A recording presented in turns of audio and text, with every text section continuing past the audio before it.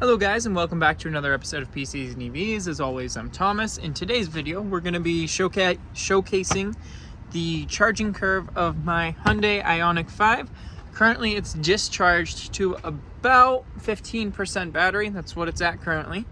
And we're going to plug into this Electrify America 150 kilowatt station. And I'm going to get the charging curve at least up to 95-ish percent on Electrify America on a 150 kilowatt station for the Ioniq 5. Now I do have the large battery pack because I have a limited all-wheel drive here in the United States, which means it's the 77.4 kilowatt hour battery pack.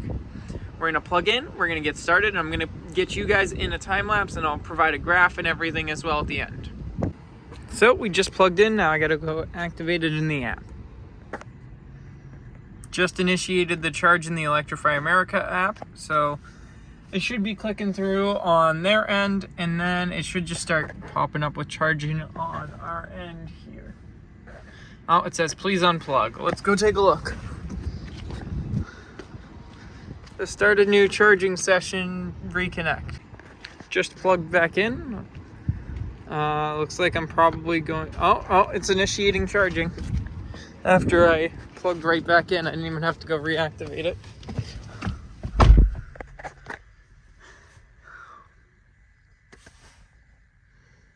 And in a moment, it should kick off. It says, welcome Thomas back there on the screen. Which means, hear a bit of noise. Charging started, 21 minutes to 80%. Sounds about right based on my experiences with 150 kilowatt stations. Alright, I'll give you guys updates along the way, such as when we taper and everything. But looks like at 15%, we'll get 141.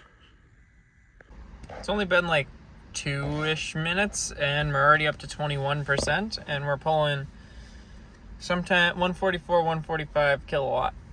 It's ramping up fast, and I'll be excited to share a graph with my findings alongside this at the end of the video itself. So it's been another 5 minutes, and we're up to 39%. We're getting about 148 kilowatt reported on the dash here by the car. Now, if I read the data from my little OBD2 reader, which I have right there, which is a VPeak unit, using the car scanner app, it says we're getting about 3 to 4 more kilowatt than what the car is reporting on the dash. I'm going to go with what's on the dash for my graphs and everything, but no, the car may be getting slightly more than that. And just approaching 50%, we're still holding that 150-ish kilowatt mark. It looks like it's now about 10:37. I believe I plugged in at about 10:27-ish. So, as you can see, we've gone from 15 to 50 in like 10 minutes.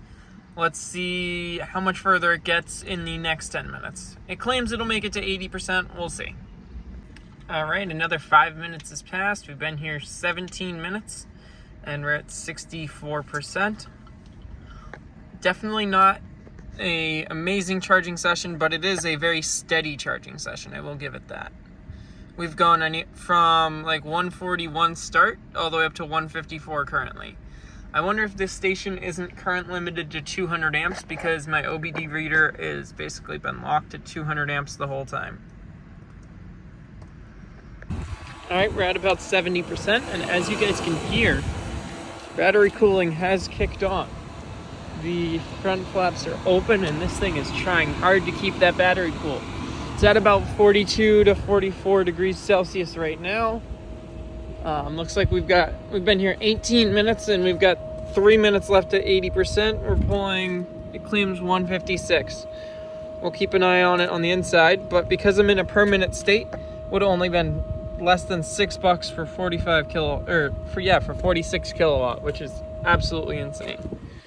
We're gonna go check inside, and in that amount of time it took for me to walk around, we went from 70 to 73. starting to slowly taper down now, it looks like. So yeah, that tapering I was talking about. We just went from 200 amp request to 195 amp request, and with that, the reason the thing has sped back up is actually because voltage has continued to come up. We're at about 794 volt compared to about 786 when it dropped from 200 to 195. So because of that, total power is still going up. It was just interesting to see the current start to drop on the request. Just finished charging. It ended up taking us 41 minutes and we put in 67 kilowatt hour. Well, we delivered 67 kilowatt hour to the car. Not sure how much of that went to cooling or anything.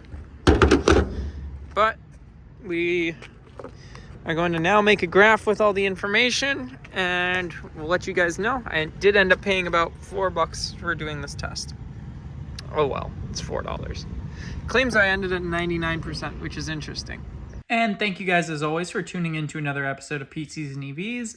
I am going to link the spreadsheet with my graph and everything down below in the description. And it actually, I've seen better charging sessions. I've seen worse charging sessions on 150 kilowatt stations. I'll probably be retesting this in winter, and I'll also be retesting this on a 350 kilowatt station here when I'm next at one.